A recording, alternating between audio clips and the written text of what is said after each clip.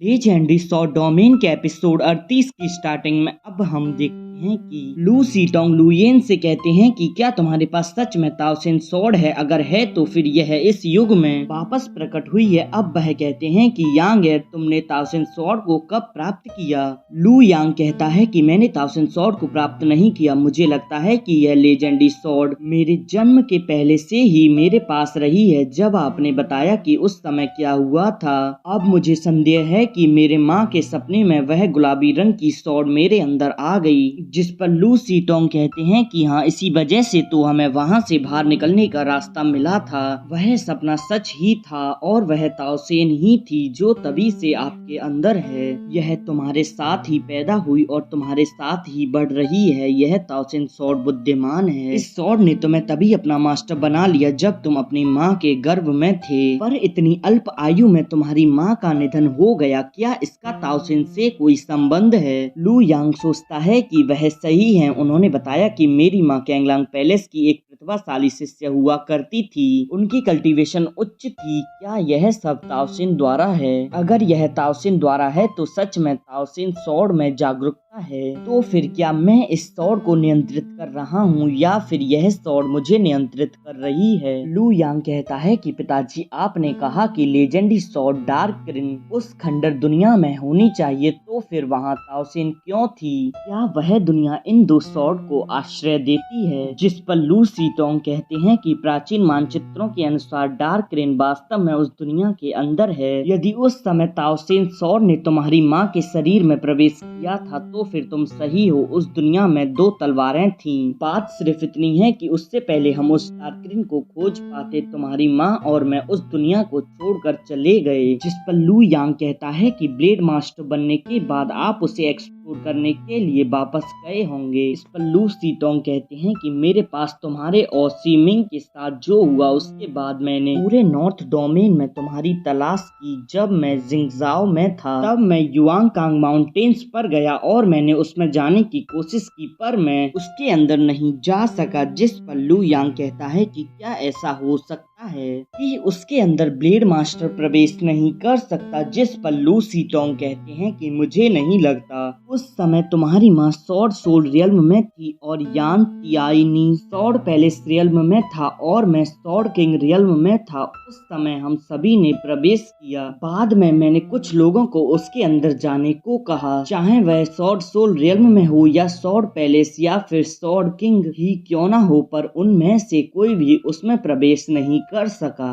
मेरे ख्याल से तुम्हारी माँ और मेरे उस दुनिया से चले जाने के बाद उस प्राचीन खंडर की दुनिया के प्रवेश द्वार की सील बदल गई और एक नई स्थिति सेट हो गई। लू यांग कहता है कि क्या उस सील पर मेरी शरीर के अंदर ताओसिन सॉर्ड है, उसके द्वारा कुछ हो सकता है? जिस पर लू सीटोंग कहते हैं कि यह संभव है, हम इसे किसी दिन आजमा सकते हैं।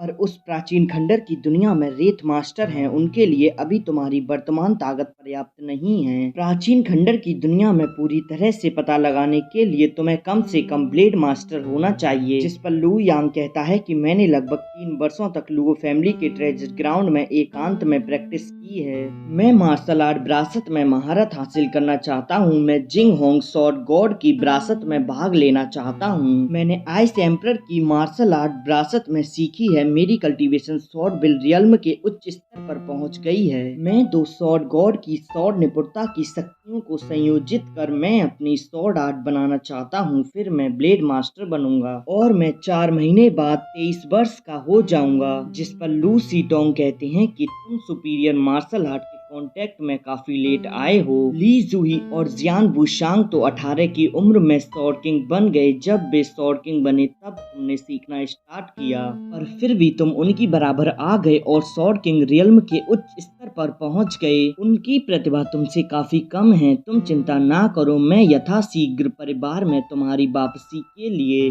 समारोह आयोजित करूंगा। उसके बाद तुम हमारे सॉर्ड गॉड द्वारा छोड़ी गई मार्शल आर्ट को सीख सकते हो। अब मुझे तुम्हारे बारे में होंगलांग से बात करने के लिए जाना होगा। अब हम इधर देखते हैं कि होंगलांग त्यांग एर से कहती है कि यह अविश्वसनीय है कि लू सीटोंग किसी बाहरी व्यक्ति की मदद कर रहा है। त्यांगियर, तुम्हें चिंता करने की कोई जरूरत नहीं, तुम्हारे ग्रैंडफादर एक ब्लेड मास्टर हैं। स्वॉर्ड डोमेन लैंड में तुम्हारी ब्लड लाइन महान है। यांग स्वॉर्ड चाइल्ड किसी भाग्यशाली संयोग से एक हेवनली चाइल्ड बन गया, वह तुम्हारे सामने कुछ भी नहीं है। लू तियान कहता है कि माताजी आप सही कह रही हैं, मैं स्वॉर्ड्समैन की 2 पीढ़ियों का वारिस हूँ, मुझे किसी भी वजह से परेशान होने की कोई जरूरत नहीं, पर बात सिर्फ इतनी सी है कि मुझे नहीं पता कि वह पिताजी से क्या चाहता है। जिस पर होंगलांग कहती है कि मैं उसके बारे में उससे पूछूंगी। त्यांगियर, तुम अन्य लोगों से बेहतर हो, पर तुम्हें अभी कठिन परिश्रम करने की जरूरत है। अब वहाँ लू सीटोंग आ जाते हैं जो कहते हैं कि त्यांगियर, मुझे अभी तुम्हारी माँ से बात करनी है, तुम अभी अपने कमरे में जाओ। लू सीटोंग कहते हैं कि त्यांगियर हमारा बच्चा है, मेरे पास उसे कम आंकने के कोई कारण नहीं है। यह सच में मुझसे कहीं अधिक प्रतिभाशाली है, लेकिन इस पीढ़ी में कई हेवनली चिल्ड्रन हैं, इसीलिए मैं उसके प्रति कठोर हो रहा हूँ, जिससे कि वह उन सभी से आगे निकले और वह ज्यादा अहंकारी ना बने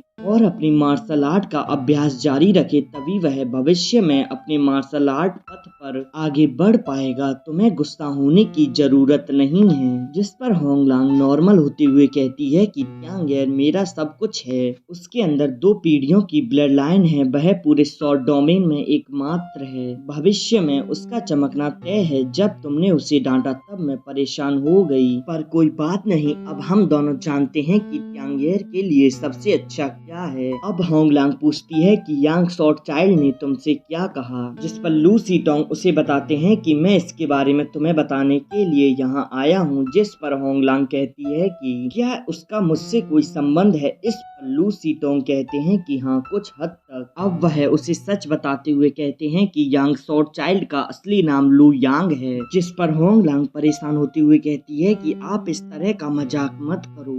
यह एपिसोड यहीं एंड हो जाता है।